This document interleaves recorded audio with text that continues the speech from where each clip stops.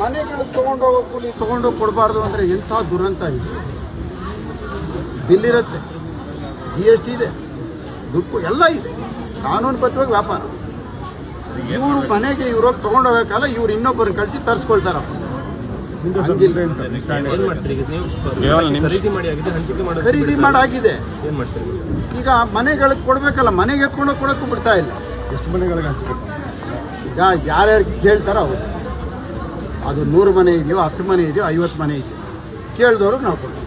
Sir ಬೀಗ ಹಾಕಿದ್ದಾರೆ ಅಂತ ನಿಮ್ಮ ಕಚೇರಿಗೆ? ಅದೇ ಇದು MLA ಆಫೀಸ್ ಇದು, ಅದರೊಳಗೆ ಪಟಾಕಿ ಇದೆ, ನೋಡಬೇಕು ಅಂತ ಹೇಳಿ ಬೆಳಗ್ಗೆಯಿಂದ ಅದನ್ನು ಬೀಗ ಹೊಡಿತೀವಿ ಅಂತ ಹೇಳ್ತಾರೆ. ಅದು MLA ಆಫೀಸ್. ಸಾರ್ವಜನಿಕರ ಕುಂದುಕೊರತೆಗೋಸ್ಕರ ಬರೋಂಥವ್ರಿಗೆ ಅನುಕೂಲ ಆಗಲಿ ಅಂತ ಮಾಡಿರ್ತಕ್ಕಂಥ ಒಂದು ಆಫೀಸ್. ಅದನ್ನು ಬೆಳಗ್ಗೆಯಿಂದ ಬೀಗ ತೆಗೀರಿ, ನಾವು ಬೀಗ ಹೊಡಿತೀವಿ ಅಂತ. ಇದು ಇಲ್ಲಿ ದೌರ್ಜನ್ಯ ಭಾಳ ಮಿತಿಮೀರೋಗಿದೆ.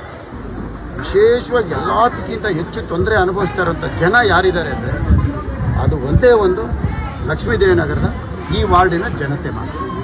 ಸರ್, ನಿಮ್ಮ ಮುಂದಿನ ನಡೆ ಏನು ಸರ್? ಯಾವ ರೀತಿಯಾಗಿ ಪಟಾಕಿ ಏನಾದರೂ ನೋಡೋಣ. ಇವಾಗ ಅದನ್ನು ಬಿಲ್ ತಗೊಂಡು ಕಾನೂನುಬದ್ಧವಾಗಿ ಪೊಲೀಸ್ನವ್ರಿಗೆ ಒಂದು ಲಿಸ್ಟ್ ಕೊಟ್ಟು ಇಂಥ ಮನೆಗಿಂತ ಸಮಾಜ ಸೇವೆ ಮಾಡೋಂಥವ್ರು ಕೊಡ್ತಾರೆ, ನೀವು ಬೇಕಾದ್ರೆ ಅದನ್ನು ಪರಿಶೀಲಿಸಿ ಅಂತ ಹೇಳೋಣ ಅಂತ ಇದ್ದೀವಿ. ಕಳೆದ ವರ್ಷ ನಿಮ್ಗೆ ಯಾವ್ದು ಅಬ್ಜೆಕ್ಷನ್? ಯಾವುದಿಲ್ಲ, ಇವತ್ತವರೆಗಿಲ್ಲ.